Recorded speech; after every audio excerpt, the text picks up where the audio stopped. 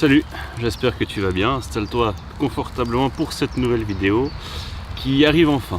J'ai mis un moment à la faire parce que les choses de la vie font que ça a mis du temps à se faire. Mais voici enfin la vidéo débrief de l'exploration des grottes que j'ai fait avec Nozilac il y a quelques semaines de ça. Du coup, si tu n'as pas vu la vidéo, je t'invite à aller la regarder. Elle va s'afficher juste ici à gauche ou à droite en petite annotation. C'est bien de la voir avant parce que sinon tu vas peut-être pas comprendre tous les tenants et aboutissants des conclusions que j'en ai tirées et des enseignements.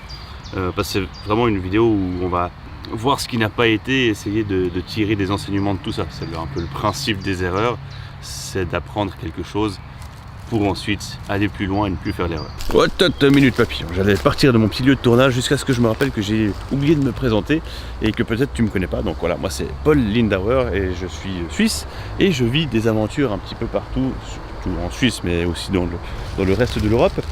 Et j'ai envie de te partager ici toute mon envie d'aventure et comment partir à l'aventure à ton niveau et en sécurité pour revenir vivant parce que c'est mieux, voilà. Donc si ça t'intéresse, n'hésite pas à t'abonner, ça me toucherait beaucoup. Et n'hésite pas à discuter dans les commentaires. Allez, c'est parti. J'en ai parlé avec beaucoup de gens de cette vidéo. Beaucoup de mes proches l'ont vu. Premier épisode un peu drôle avec cette aventure, c'est que habituellement mes parents m'ont envoyé un petit message pour me dire qu'est-ce qu'ils ont pensé de la vidéo que je sors. Et là, ils m'ont rien envoyé. Et le jour où je suis allé chez mes parents, je me suis fait déglinguer par ma mère. Merci, c'était mérité. Comme la vidéo de cette exploration est sortie il y a quelques semaines maintenant, ou alors si t'as pas envie de voir la vidéo, ce que je regrette profondément, ça me fend au cœur. Je te fais rapidement un petit résumé de cette vidéo. L'idée était simple, on était en Valais quelque part, on a trouvé des sources thermales, souterraines, et on nous a dit de gauche à droite qu'il était possible de les explorer, qu'il y avait quelques boyaux dans lesquels on pouvait aller et déboucher sur des cavités plus grandes. On nous a carrément vendu des lacs souterrains, mais je les ai pas trouvés. Ou alors j'ai pas osé aller assez loin. Et donc avec l'ami Nozilac, on s'y est rendu de nuit parce que ça rendait un petit cachet en plus à la vidéo. C'était mon idée. C'était une mauvaise idée parce que ça a juste rajouté du glauque et psychologiquement c'était pas facile. Donc en plus avec l'effet de la nuit, etc., c'était encore moins facile. Et il s'est avéré qu'on a, que j'ai pu explorer deux cavités, donc passer deux boyaux. Donc d'emblée, dès le début, et si tu as regardé la vidéo, c'est juste un rappel, je sentais qu'il n'y avait pas assez d'air. J'ai même débouché dans la première cavité, je suis directement revenu parce que j'étais pas bien. Et je sentais que j'avais pas assez d'air et je voulais pas rester. Et un peu après, comme tu le sais, je suis allé explorer la première puis la deuxième. Et c'est là en fait, c'est lors de l'exploration de la deuxième, lors du passage du deuxième boyau, que les erreurs ont été essentiellement commises, ou du moins les risques auraient pu s'avérer mortels. Ces deux boyaux étaient complètement immergés, à part le deuxième où il y avait peut-être 15-20 cm d'air respirable, d'air libre, sur une hauteur d'environ à une vingtaine de centimètres aussi, ce qui fait que j'arrivais à sortir à peu près la moitié de mon visage. En soi, cette exploration était dangereuse parce que déjà, le niveau d'oxygène n'était pas garanti. Comme les boyaux étaient presque totalement immergés, l'air ne communiquait pas. Et ayant discuté avec un ami pompier, il m'a dit qu'il y était allé avec un détecteur d'oxygène et il avait relevé du 16% d'oxygène. Quand on sait que l'air que je respire là maintenant a environ 21% d'oxygène, à 16% on n'est pas loin de l'évanouissement, on n'est pas loin des seuils vraiment limite. Donc premier risque, le manque d'oxygène, et deuxième risque, l'eau pouvait monter à tout moment. Donc voilà, j'ai replanté le décor et je vais diviser la vidéo en deux parties. Premièrement, le problème principal que j'ai rencontré avec trois sous-problèmes et qu'est-ce qu'on aurait dû faire et du moins à quoi on aurait dû penser avant de se lancer dans cette aventure. Et une deuxième partie sur quelque chose de plus émotionnel, qu'est-ce que j'ai ressenti au fond de moi pendant l'exploration de ces grottes, un peu plus à froid que en sortant de cette aventure où j'étais assez fébrile et où j'étais très heureux de boire une bière. Le problème principal de cette aventure qui aurait pu mal tourner, c'est la préparation. Et cette préparation se fait tant au niveau de l'anticipation, simplement se renseigner plus sur qu'est-ce qu'il y a dans ces grottes, où est-ce qu'on peut aller, à quoi est-ce qu'il faut faire attention, quels sont les dangers d'une telle exploration, et aussi ce qui découle de tout ça, finalement, quelle réaction on doit avoir si un de nous deux a un problème. Ce qui a manqué vraiment dans cette préparation, c'est tout ce qui relève de la sécurité. Et finalement, ça englobe tout. La sécurité englobe l'anticipation et la réaction en cas de pépin. Dans un tel cas de figure, ce qui est vraiment dangereux, c'est de n'avoir aucun moyen de communication. De ne pas savoir si l'autre qui est à l'autre bout du boyau va bien ou pas, s'il est mort ou pas. Et on n'avait aucun moyen de communication. Alors pour être totalement franc avec vous, j'avais pensé à un système de cordes attaché d'une part à mon pied et d'autre part à un rocher, un bout, une aspérité de la roche de l'autre côté du boyau, avec une sorte de cloche pour, en cas de pépin, que je puisse agiter mon pied où est attachée la corde et que ça fasse sonner la cloche pour que nos Ilacs comprennent qu'il y a un problème et puissent soit s'enfoncer dans le boyau, soit attraper la corde et me tirer en arrière. Donc j'ai pensé à ça, mais la non-préparation finalement de cette expédition a fait que je ne l'ai pas fait. Ou alors l'autre solution de sécurité aurait été d'y aller les deux. De se dire qu'il y en a un qui se lance, qu'il attend une trentaine de secondes et qu'ensuite le second le rejoint dans la cavité. Donc comme tu le sais, on n'a fait aucune des deux solutions qui aurait vachement réduit les risques, ou du moins s'il y avait eu par exemple une montée des eaux, non, là on serait morts les deux. Mais du moins s'il y avait eu des problèmes au niveau de l'oxygène, si on avait un qui aurait moins supporté le manque d'oxygène ou qui aurait commencé à angoisser, etc., il y aurait eu moyen de faire quelque chose. Là on s'est retrouvé vraiment absolument seul à l'intérieur, seul face à nous-mêmes, seul face à nos angoisses, face à nos peurs, face à tout cet environnement finalement qui faisait un peu monter l'aspect glauque et flippant et stressant de cette exploration, la nuit, la grotte, le fait qu'on ne connaissait pas les lieux, qu'on ne savait pas ce qu'il y avait derrière. En fin de compte, les raisons d'avoir peur étaient vraiment très très nombreuses. Donc voilà, le problème principal, c'était vraiment au niveau de la préparation de la sécurité. Et ce qui découle finalement de cette préparation de la sécurité, c'est quelle réaction on a en cas de pépin, quelle réaction on a si un des deux ne revient pas, est-ce qu'on prévient les secours, est-ce qu'on va le chercher, est-ce qu'on essaye de communiquer. On ne s'était vraiment absolument pas mis d'accord, on n'en a même pas discuté, on n'a même pas... Sur le moment, on n'a même pas envisagé la possibilité que ça pouvait se passer mal, alors que ça aurait pu mal se passer.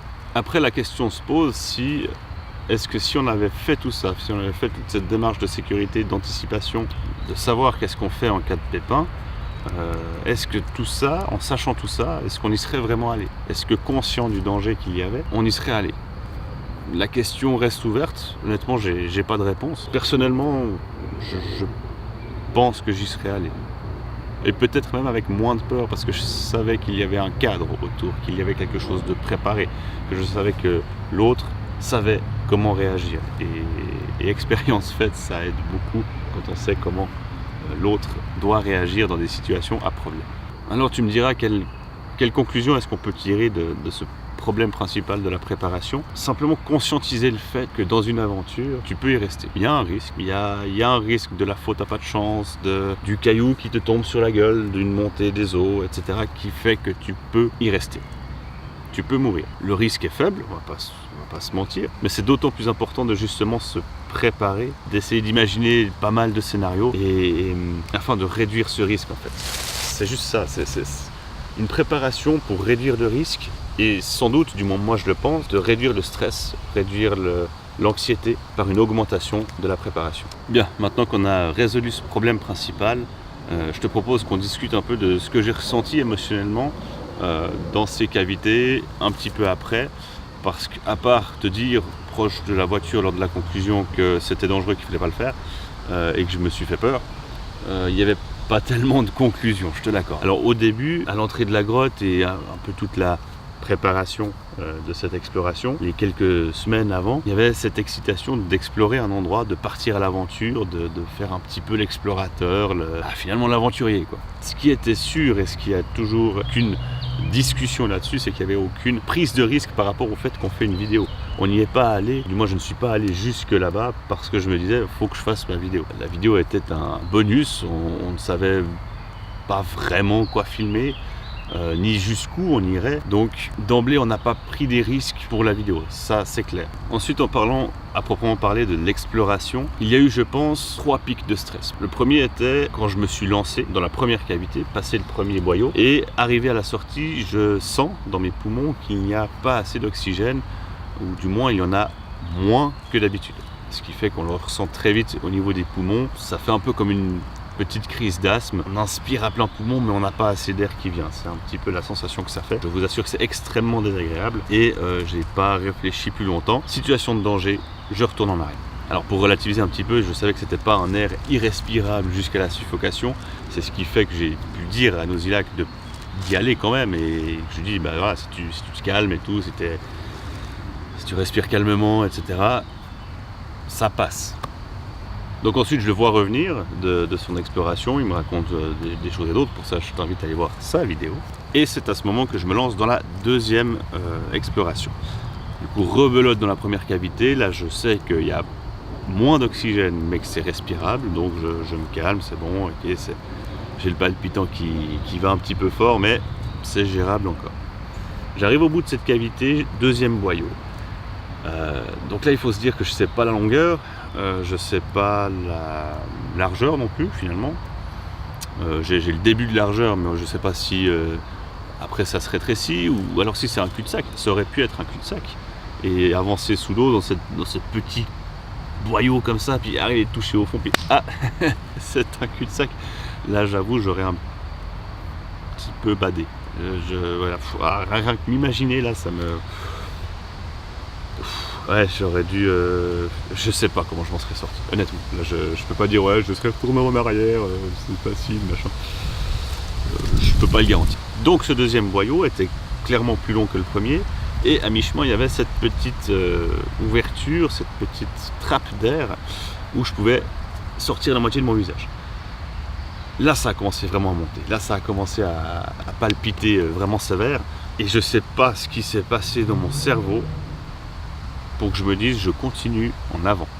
Je n'arrive pas à me l'expliquer, peut-être un désir trop profond d'exploration, je sais pas. Mais voilà, j'ai continué en avant jusqu'à arriver au bout du tunnel. Je pense que ce tunnel-là faisait 1,5 fois la longueur du premier.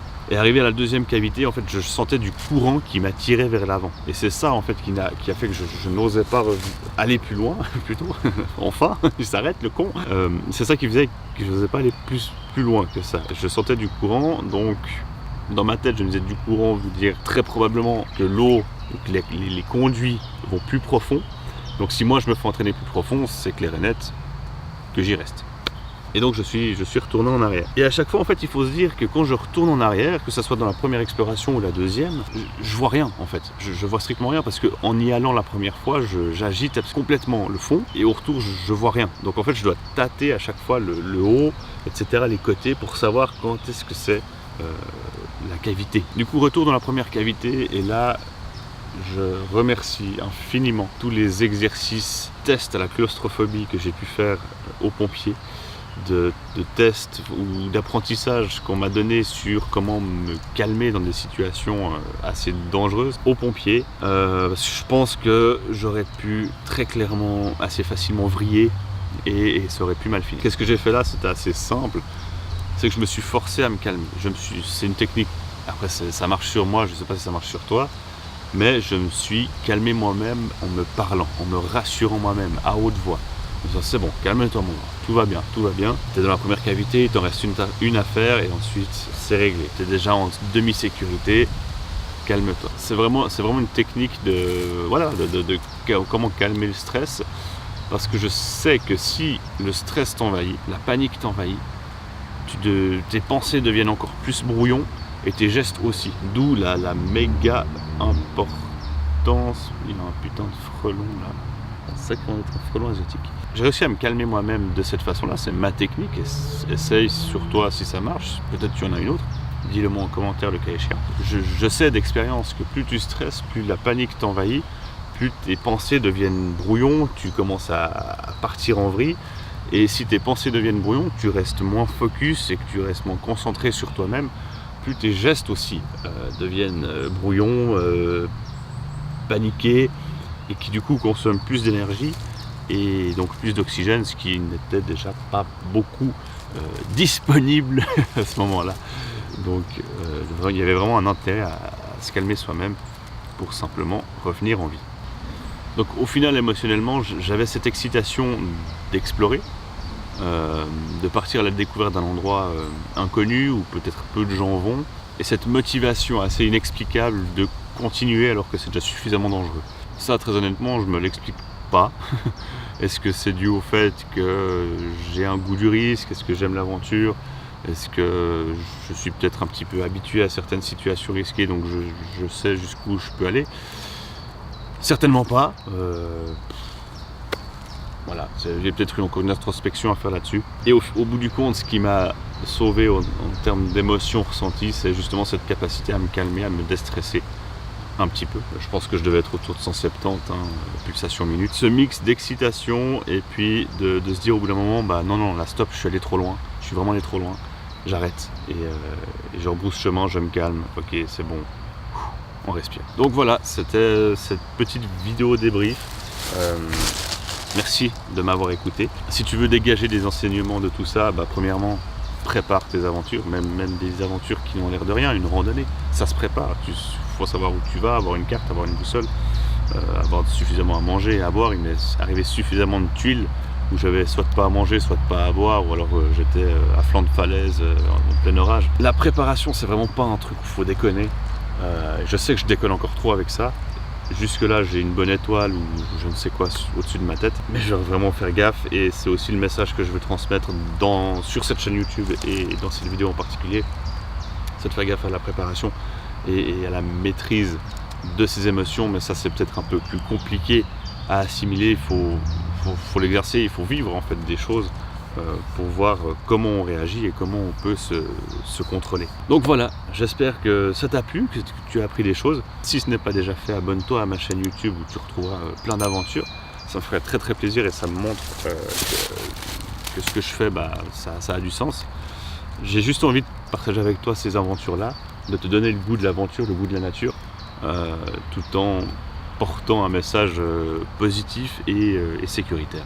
Alors je sais que parfois je suis pas le meilleur exemple, je le conteste pas, mais voilà, si on peut faire des aventures ensemble, moi ça me fait trop délirer. Raconte-moi tes problèmes, raconte-moi les pépins que tu as eu, et voilà, c'est cool. Je suis aussi pas mal actif sur Instagram, donc n'hésite pas à m'y rejoindre. Je te dis à très bientôt pour une nouvelle vidéo. Je ne sais pas encore quelle aventure ce sera, mais très probablement en montagne.